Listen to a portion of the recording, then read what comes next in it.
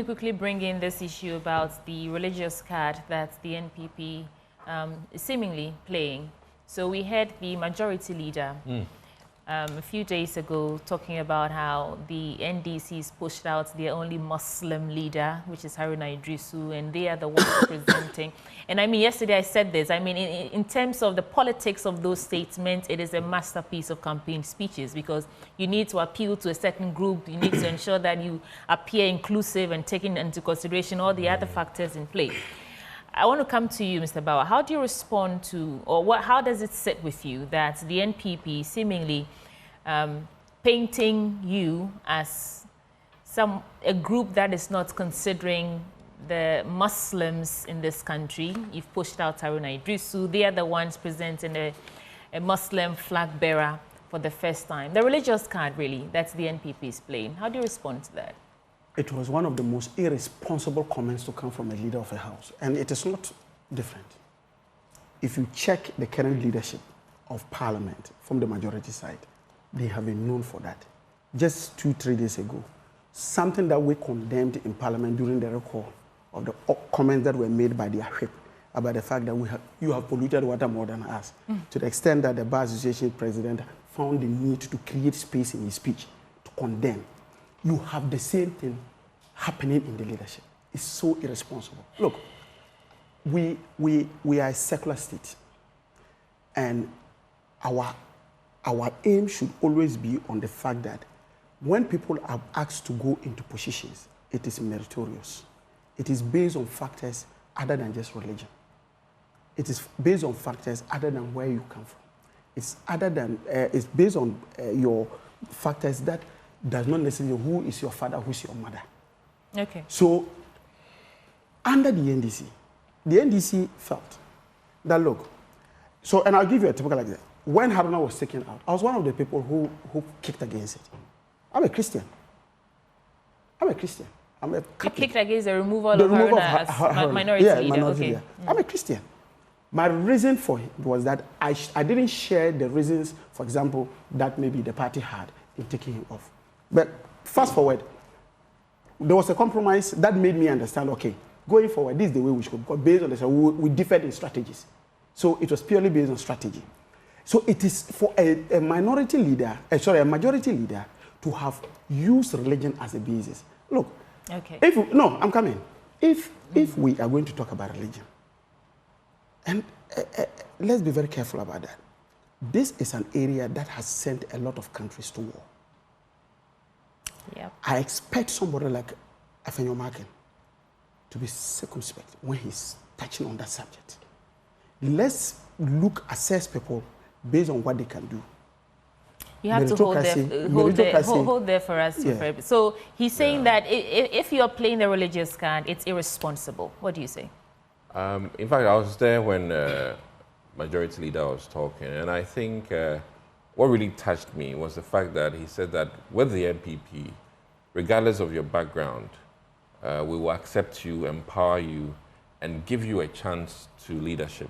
And that was my take-home message. And I really was surprised and touched at the same point about the power behind that message, that regardless of your background, be it religion, be it your parents' occupation or net worth, MPP gives you a chance. So he was talking to the ordinary man on the street or woman on the street, that with the MPP, no matter who you are, if you can perform, we'll ride with you. We'll put our shoulders to the wheel and ride with you. And I think that, for me, that was a very eye-opening. So why the Haruna angle? Dr. Adomaku Kisi, why the Haruna angle? You are not addressing what the question is.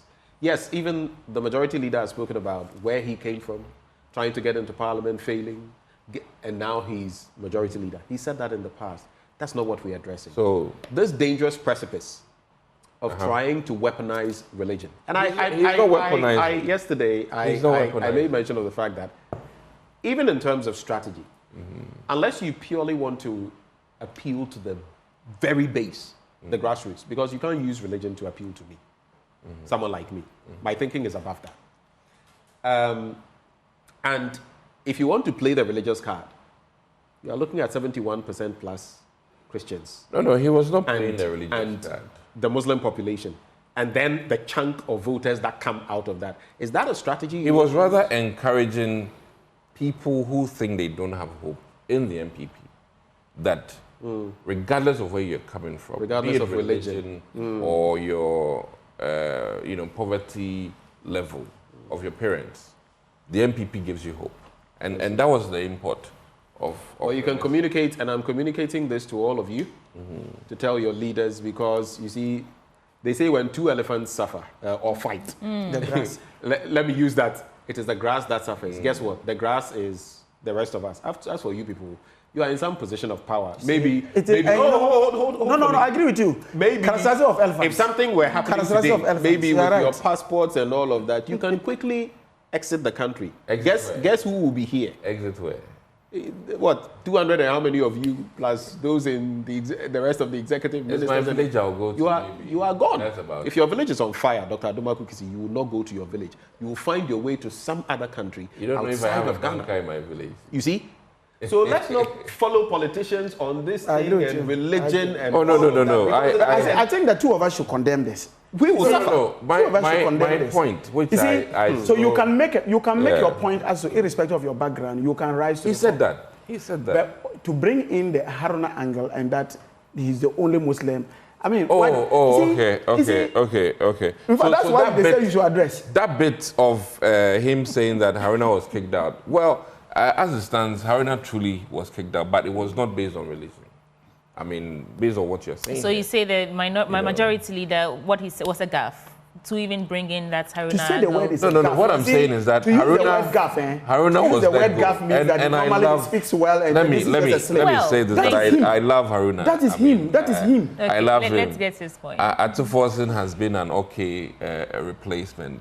We still want Haruna back. Okay, so quickly let me put I this like to the way you you. are playing. Yesterday, playing I on won't that. mind. But- I won't- I he won't wants to leave apologize. here clean. Benjamin. I'm not Donald Trump to fall to your trap. and that's one of the end issues I'm going to. This whole bit about the debates, but that's for the end. The Wale Wale situation. Now at least we have Hajia Zuwaira. Zuwaira proven actually she's saying matured. that. Yeah, she's proven she's mature. Is it Hajia herself? Because I saw a statement and No, it came there's a from... video. I have a video of her. I'm not... Why is it that Hajia was not... I just want to know because you are close to the corridors of power. Yeah. It's a statement your general secretary, signs, and then she has this thing where they've cut her signature and put at the end. And I was asking myself, why couldn't her office just issue this? What happened? So let me be very clear about this. I've always said that the most important thing is to get power. Then you can position yourself somewhere and get some job doing. And I think that Larry Ba, like many of us, we know what is in Parliament already. And sometimes you have to ask yourself, is this really even worth it? And I think she got to that level where she just asked herself that, listen. Someone who has contested twice, all of a sudden she's thinking it's not worth it? No, I mean, listen, you get to a point where there's a self-realization. It takes people different times to get there. If you listen to the Buddhist trading. So she's come to that epiphany, that realization, that eureka moment that, you know what, I truly want to help Baumia win this election. And when he wins, I'll have a portion of the cake or I'll have some office to work in. So if that, to bring peace about, I'll just opt out and let... She spoke on Newsnight yesterday with MFI and peace, Evans. prevail. Something she said, I was looking for it, but thankfully I found it. So she said, why should I hold my party ransom because someone has decided to be a candidate? Is it a person who decides to be a candidate? Is it the constituent, the delegate who put that person in power to be a candidate so that he can contest the elections? There's another school of thought that the sitting MP should have been maintained. And then the person coming just allowed to so sit. someone decided that it was his turn to be a candidate? She showed maturity because, politics as it stands, as I sit here, some things are not just about me, it's about my followers.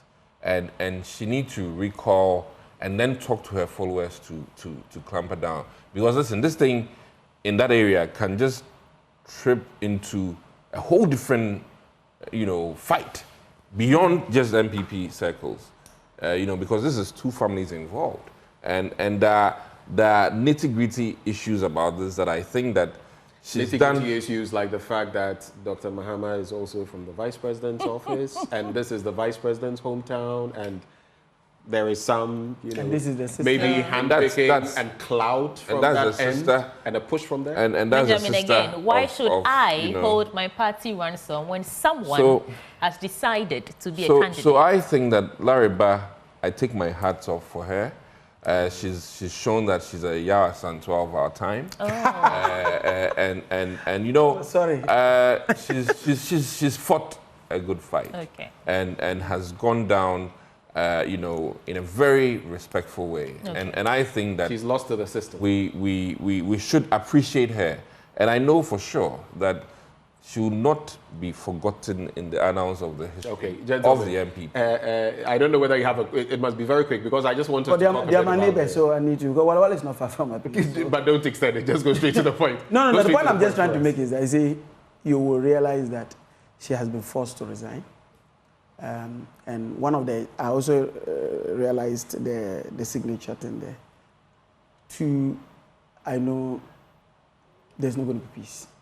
Two of us have contested, so we know what it is. There's not going to be peace there. So it's not going to happen. Three, I think that what happened in Wale Wale is a clear indication of the lack of leadership that Bawumia can exhibit, because this is his own backyard. You see, you are the presidential candidate for the party. You want to unite the party. You are all over the place in Suhum, other places. What's the name of the place? St. Morrison? No, the Mami no. This guy, that managing that lady, that hairdresser who came to Parliament. What's her name again? Oh, I see what I'm saying.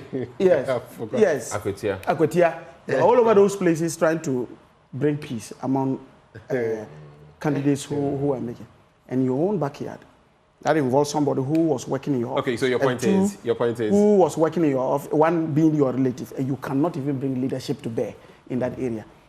This is clear indication this man cannot be the leader of Ghana. Forget about it. I would have thought the gender bit of this would rather encourage the NPP to keep this woman. Must you go there? No, I have to. I have to go there. But you see, no, I would have thought that you keep Lariba there just because she's a woman. Women We just passed the affirmative action bill. How many female members of parliament they want do you peace have? at home. Oh. Women want peace at home. And that's what she's done. She's exhibited the character of what it takes to be a woman. And I think we should appreciate her for that. Well, I wouldn't be so much for. I've always said that there must be equality and then there must be equity. And I wouldn't say she must be there simply because she's a woman. She must merit it. But where the scales even for her, or even if, we are bringing in affirmative action, were they in such a way that she was competing on a level playing field, at least from do you know even one of the things one of the things that happened? But when the issue happened, when they finished the primaries, and then she lost and she went to court. Just at that time, she was removed from her office. She was fired. She was fired. You can see that they put roadblocks almost everywhere to ensure that she doesn't become a candidate. We have to go, but just these two issues, if you can do a minute each in your wrap-up comments. I do know this is something that really bothers me. Ghanaian students in the UK are being sent back home. Some are being... It's a very frustrating situation. And there's also the debate from yesterday, Kamala Harris, Donald John Trump, and a few things. I didn't watch the whole thing. Some things were interesting. You can see the way my eyes are. I watched. You did, eh? Yes. So somebody say, oh, how about Ghana? Should we debate or not? No. Is it? Okay. So summary comments, 1 minute. Any thoughts you have on these two, you can bring them in here. I think I'll go for the Ghanaian students. You see, if you've really ever had the experience of having to study outside the country and you do not have source of your livelihood in terms of stipends and what have you, you don't know where your monies are going to come from. You can't pay your fees. Because in most of these places, you can't even have access to. You can't have access even to the school websites where even assignments and other things are given to you. If you've never got 5 seconds left. Yes. So to have a situation where Ghanaian students, for over 20 months, they have not been given their stipends and their fees have not been paid. To to an extent that their president spoke on CTFM, indicating, and excuse my language because of the platform, that you have the female students having to get themselves involved in conduct that is simply unacceptable to our culture, just to be able to survive. When you have a situation like this, and you have a government that sits down here and talks about free SHS, and talks about education as being their cornerstone, and you take Ghanaian students to another person's country for them to lower their moral standard, not because they want to do that, your but time for is up. Survival purposes. I get the point. Dr. Adumaku Kisi. You have less than a minute, actually. Let's go. Well, I think no, I'll stick with the plight of our students in foreign countries, not just the UK, because I'm on the Foreign Affairs Committee. Morocco, different places.